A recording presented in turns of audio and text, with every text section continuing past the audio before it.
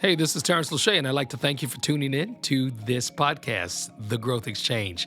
This podcast was designed to curate conversation, dialogue, and monologue around all things growth. I believe that everything living has the potential to grow into its fullest and most maximal potential. So let's grow. Hey, welcome back to another episode of the Growth Exchange Podcast. I'm Dr. Tarence Lauchié, and as always, I'm excited about the opportunity to talk to friends and to have these dialogues with individuals around the topic of growth, personal growth, professional growth, community growth.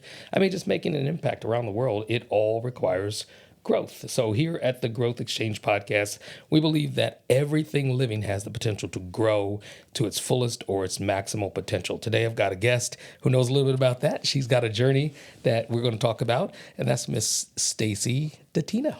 I'm thrilled to be here with you today, Dr. Lauchié. I am glad you are here. We met some time ago by way of an invitation to be a part of what you do with the Covenant House of West Michigan, particularly, but the Covenant House is all over the United States. Yes. And we'll talk a little bit about that, but I want to keep this conversation very informal, practical, and just Tarence talking to Stacy. You know? Love that. Yeah, because one of the things I discovered is when you meet people where they are and you talk to them about what their passions are and what their passions about, you bring out the best in them. And so that's what we're going to do, is try to bring out the best in our dialogue and our conversation. This sounds wonderful. Yeah, so what's new in your life? What's going on? Oh, my goodness. Well, I'm so glad that the weather has finally gotten to be, thank goodness, so that we can enjoy it outside. I just moved my youngest daughter to New York for the summer. She is going into third year law student at Northwestern. She's the one that was in law school, right? Yeah. Or is in law school. Yeah? She sure is. And so she's doing a summer associate position over in New York and will eventually move there permanently. So there were some... What part of New York? She's in Manhattan. She is right in Midtown. One of the busiest boroughs, right? Yeah. So I had an opportunity to move her and see where she's going to be staying for the next 10 weeks. And I was thrilled to go and be a part of that for her. Well, congratulations on that. I'm very proud of her. I've got a son and daughter-in-law in Brooklyn. They just drove out. They have a place there, and they live both here and there. And they just drove it. I've been watching their trek or their travel on Find My app. Yeah. And they stayed over in Pennsylvania, and now they're in New York. So that's they'll wonderful. be there for the maybe 2-3 months or so. Yeah. Doing some work out there. Let's talk a little bit about your personal growth journey, the work that you do with the Covenant House of West Michigan. We can feel free to discuss that. Is more than just a job. And off the air, we were just talking about the passion that goes behind doing such work. Yeah. But feel free to talk about that. And what do you do, and why do you do it? Oh, well, I think really, even young as a young child, I love people. Mm-hmm. People are my passion. I live to serve other people.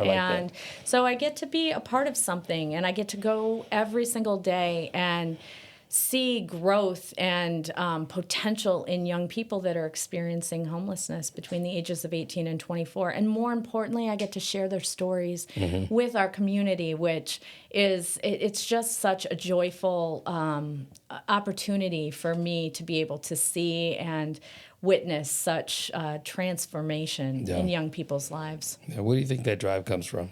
Your own personal experience with that? For me personally, I think... Because you could have chosen anything for a career. I do know that you had a background in was it cosmetology? My journey is all over the place. I grew up in Indiana, moved up here to go to Calvin, and I graduated with a degree in special ed and elementary ed. There you go. So kids are always been, But you did something in the I did. Yeah. So I taught for a very short time, started a family, and to get outside of just the house in the evenings, I started working at a salon. There you go. I remember that story. I knew it was something about a salon. I know. I started working at a salon one day a week, and that kind of morphed into a couple days. And then from there, I ended up working for Aveda Corporate. So I worked for Aveda Corporate for 8 years. And at that time, time, I remember it was, I really went to work because our family really needed the income. So I would have loved to have stayed home more with my children, but I've worked outside the home my entire career and time as a mom. But I worked for Aveda Corporate, and I remember I had to sign a contract for 2 years. And I thought, okay, this is it. I'm in it for Big 2 step. years. I hope I can make it. And I ended up staying for 8 years. And 2 turned into 8. yeah, two turned into 8. It was a great gig. I learned so much about people, about myself, Yeah. about being able to talk with other people and connect with them. And I was an educator, so I taught about the product line and just had a great time doing it. It was such a fun, Well, what I'm trying to do is career. try to create this connection here, because that was a stage of growth for you, to go from being a mom at home to working and being a mom at home, but working in a field that helped to beautify people or help people to find product that they needed for aesthetics. Yes. It will play off of that, because what you see on the outside oftentimes is just kind of an tip of the iceberg of what lies beneath. People have issues, and they have challenges, and they have passions, and they have journeys beneath that. So there's a parallelism between you helping people with these products, Aveda's well-known products, in the cosmetology field, or in the anesthetist. I can never pronounce that. I think you said it perfectly. Yeah. I always call it the beauty industry. Beauty industry. There you go. Yeah. And now you're helping to, beautify lives through the type of work that you do with the homeless population. We had a good opportunity to meet and connect around the invitation you sent for me to serve on the advisory council, and for the Covenant House. And I shared some of my story of having dealt with homelessness as a teen, and it was a great fit. Art Prize. Let's talk a little bit about the Art Prize project, because I learned some things about myself in that project when we were doing that project. Oh, my goodness. Yeah. So, Art Prize for me, initially, this is our 3rd year that we're going to be entering a piece that's really represents the youth stories. But it just became a piece to be able, or an opportunity to be able to share a piece with our community and tell the youth story. And so last year, this is where I get all emotional thinking about all the support you got your tissue I got ready, my right? tissue. Okay. So all the support that you offered, and just coming in and being able to work with our young people. And so our project last year was Rites of Passage, Our Journey Home, and it was no small feat. That was a big project. That was a and your big shout out to your dad for doing the preliminary work. Yes, my dad. And then I had my sister involved. You had your sister. It was a family affair. We did. We got everyone involved, and especially our youth. You came over and that's the part that I learned some things about myself, because I can remember being that age in a homeless situation, or now the politically correct term is unhoused. Sure. Right? Yeah. But either way it goes, it's a time in which you're trying to find yourself, you're trying to understand. And I wasn't alone, because I had my whole family with me. When I say whole family, my mother, my sisters, and we experienced shelters, but nothing as nice and as exquisite as Covenant House. And even participating in one of the fundraisers, the Sleep Out, was, like I said, it was just surreal, full circle for me. And it showed the contrast of out of darkness comes light. Out of turmoil, you can have a situation to give back. And I just want to publicly say thanks for the opportunity. Thank you for letting me be a part of that, because it was a full circle moment for me to redeem what could have been lost emotionally, what could have been lost even in my developmental stages. Being a 17, 18-year-old with no place to live, with a mom who had some health challenges, and 2 younger sisters. So this gave me an opportunity to kind of close the loop. You closed the loop, and it gave you a chance to really give back and share a little bit of that, a little bit of that story with young people, to give them hope. I can remember talking to a couple of the young people about, how they got in this situation. And like many others, it was nothing of their own doing. Right. It had to do with some grown-ups, some other adults, or somebody who didn't make really good choices, or didn't pay attention to a need, which generated a greater need and another need. And so here we are, people who want to help meet those needs. What drives you to do the work that you do with the homeless population of young adults? Well, I'm going to go back a second to when I worked for Aveda and then moved over to I moved over to Lauchié, That's which was right. an Aveda Institute. Yep. And I was the director there for 5 years, but it's positioned right outside Dégagé and Yep. Meltrotter. And my heart every Which are single homeless day. shelters for those who might not be. Yes, I'm so sorry. Homeless shelters in our area. And every day walking from the parking structure to work, my heart was just drawn to people that were vulnerable, that were unseen by other people passing by. Sure. It's so easy to become numb or ignore kind of what you see in your, just in your day-to-day passing. And so Or paint the tip of the iceberg. Like we Yeah. said, everybody's all painted and everything's all beautiful, but beneath the surface, you've Exactly. got issues and Yeah, situations. so that laid the groundwork for me. I remember going, I had this epiphany that I needed to go out and make soup and bring soup when I came into work and Really? drop it off. And, I Nice. made sure people had what they needed. I invited them in for a haircut if they needed What? a haircut. And, so there were just opportunities there that all laid the groundwork for really where my heart was drawn. I served the young people at Lauchié, and they were in that age group as well. And, it's a pivotal time in a young person's life, that ages 18 to 24. And so for me, it just became kind of an extension of that, and being able to find a way to really give back to have that be my purpose. And my mom always says, Stacy, do you know the 2 greatest days in your life? The day you're born and the day you figure out what your purpose is and why.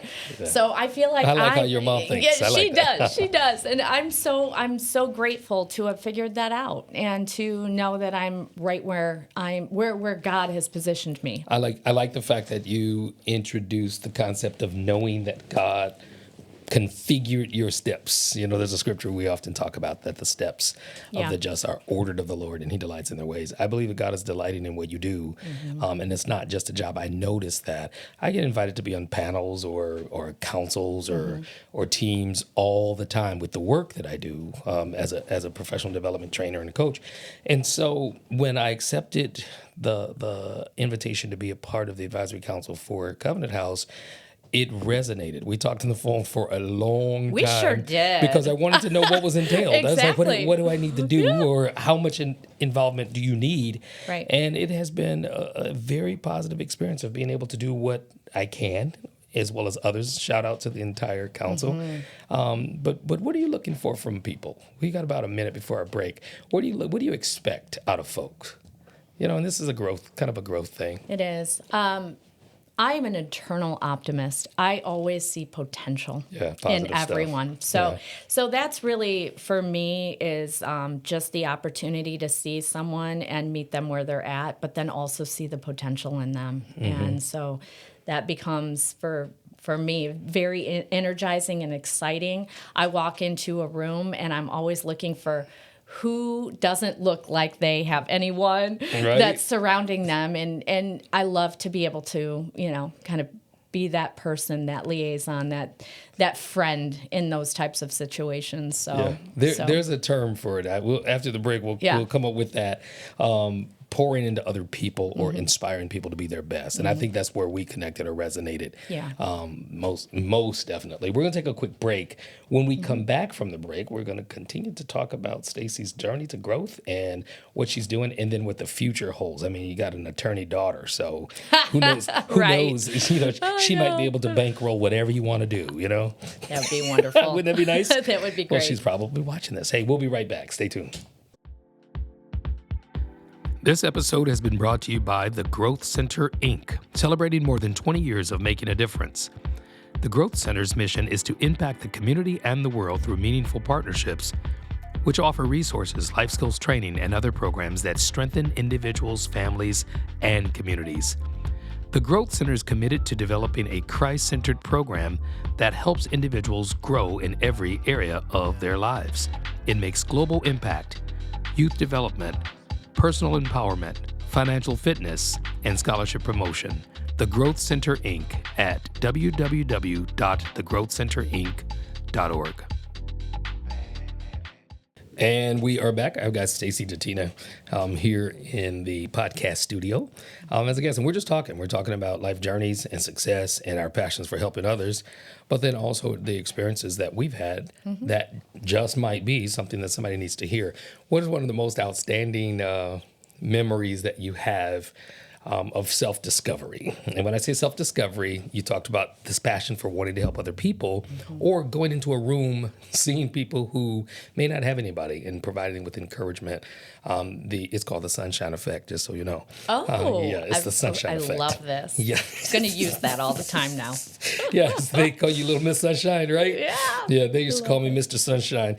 And even as an introvert, I have a similar compassion that if I see somebody who's disenfranchised or somebody who's not connected to what we're doing in that space, go talk to them. Yeah. What was one of the most pivotal times that you discovered that you had this superpower of sunshine? Oh my goodness. Thinking back, I think really thinking about my time at Lauchié would probably be. So after Douglas J, I went to Lauchié, World of Difference, Lauchié Ministries, and I was able to. I had all the. Just the autonomy to create a thrift store for the patrons of the Hartside District and specifically for those that were experiencing homelessness. But it was so my passion to just build out this beautiful boutique-style space where everyone felt important, they felt special, they felt worthy. And so I spent so much time in making sure that everything I curated was just so thoughtful. And I think of the times where I was working in the thrift store and people would come in and they wouldn't have any money, but they would stop and they would bring me a box of chocolates or a flower they would pick. And just the looks on their faces and just being able to interact with them and see the joy that this store brought to them.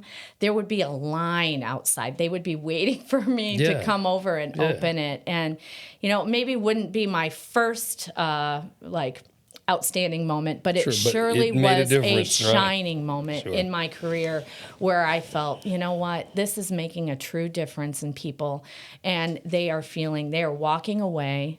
And I have a sign in my house that says, to know that just one person has breathed easier because you've lived. That's what success is. Sure, and that's the true meaning, I think, of the sunshine effect. Yeah. It rises in the east and sets in the west. Right. But when it's shining, it shines on everybody. Yeah, and sure everything. does. I think it's important to have those moments of reflection of what you've been able to do or accomplish to help somebody else, because I always use the adage, that could be me, or consider myself that was me. You had given me an opportunity also to do a keynote at one of I can't remember the name of the event. Our State of Youth Homelessness Summit. There you go. I have so many events, I can't remember the name. But the State of Youth, and I shared much of my testimony about that. That was another surreal moment as well, to be able to speak in front of all of these service providers, for meeting the very need of something that went through and experienced. And I don't know if you remember, I shared a story about walking down the street of Detroit. I was walking with my grandson at the time. I think he's only about 6 months or so. And we were walking from one hotel to the next to go meet up with my wife and his mom and the other ladies. And I was the nanny or the manny. The manny. Yeah, I overnight. love that. And so as we were walking, it was cold, and I started having flashbacks about walking the streets of Detroit without bus fare. Bus fare was 15 cents when I was a kid, when I was that age. But I remembered some of the familiar places and walking from, one bus stop to the next on our way to this hotel. And it was cold outside. It was like March or so it was still kind of cold, but the sun was trying to shine through. And one of the things that I noticed is that every time I hit a spot where the sun was shining, it wasn't cold. But as soon as I got between the buildings or in the shade of one of those buildings, it got really, really cold. And the epiphany for me was stay in the light. Walk in the light. Stay where the sun is shining. Stay where there is this beam of hope that comes from God. We know that based on our common faith, that God shines on everyone. It's just that there are times when people are in the caverns or in the shadows of darkness, What word of encouragement would you give to somebody to stay in the light? Oh my goodness. I have experienced some really dark times as being a survivor of domestic violence. And so I remember those dark times, and I had a very, very large group of friends and family that would pray for me. But at that time in my life, I found it really difficult to pray for myself and to pray through that situation. But I would say that, staying in the light, there is always the other side. And sometimes you walk through this journey to get to the other side, but there are lessons along the way. Oh, absolutely. And it makes you who you are. I feel very strongly that both my children, both my girls, are who they are today because of the experience that they had. And they survived. And they survived it, same as you. Yeah, like exactly. not necessarily something that you would want someone to have to endure or go through, but it makes you who you are. Absolutely. I think that has a lot to do with how we progress to the next level, too. One, accepting that, okay, this is my lot right now, but it's not going to always be my situation. It won't always be dark. Yeah. It won't always be cold. There are beams of light along the way. Just keep moving. I used to talk to folks about the concept of staying in the race and being, pushing forward. Same streets of Detroit, going from the homeless shelter downtown. I share it with you. I walked from the homeless shelter to the bus stop to go to McDonald's to make minimum wage, to use that to try to help with my family situation. And bus fare was 15 cents.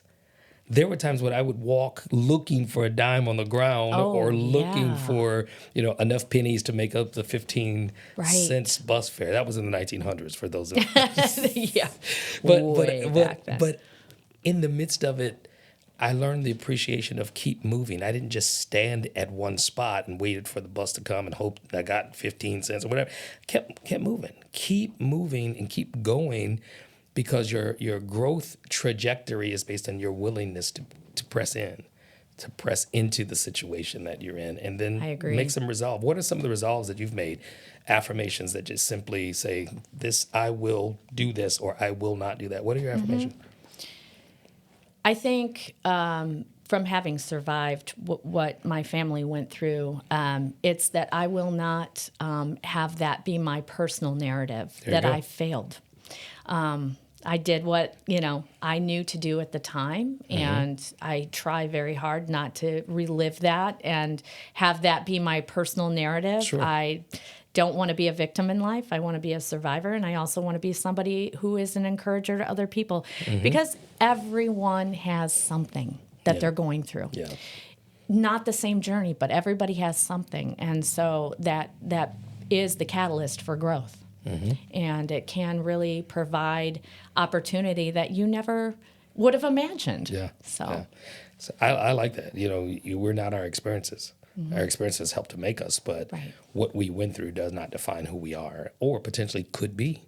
If you were talking to a young lady, I think we talked on another radio show, Community Voices, where there was a young lady who was with you during the interview. But if you were to talk to any young lady right now about the growth process that they might be experiencing, whether it's involving homelessness, domestic violence, or anything, what would you say to them? I would say, first of all, to surround themselves with people that are positive, that believe in them, that don't hold them back from their potential, not to be afraid to ask or admit that you need help, that you need some guidance, and to know that this is just a season in your life. This is not who and what you could be a year from now even. And I look at some of the young people that, especially young ladies, and what they've been able to accomplish in short amounts of time, and it inspires me. I'm so inspired by perseverance and by resilience, and those are key words. I like they those. They are words that I always, right? The race is never going to be. Sometimes it might be short. Sometimes it's going to be more like a marathon. But it's like you said, just keep moving, moving forward. Yeah. So that's encouraging. Yeah, that's really encouraging. Is. All right, what else would you like to talk about? We got a few minutes left. Oh, my goodness. Yeah, this time flies really fast. It does fly. So it flies when you're having a conversation.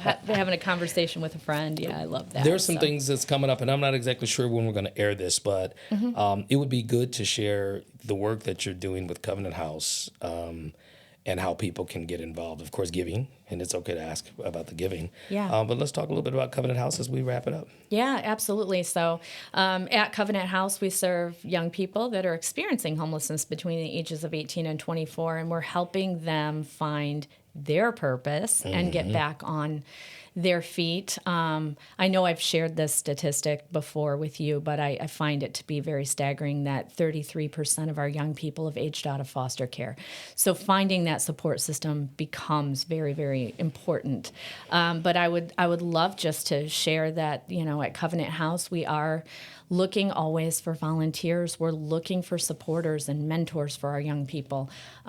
So we are a phone call away. I'm a phone call away, an email away, and I just love to have people come in and get involved. I think. It's a powerful thing, and especially I think there are so many parents that can relate right now whose own children have bounced back to living with them because it becomes very difficult for a young person to sustain rent. Own. Yeah. And so finding those little pockets of time to come over and take a tour and see what we're doing and support our mission. Yeah, we had a group go over, part of our Grace Cares group went over and dropped off some personal needs bags, but also did some organizing in the closet.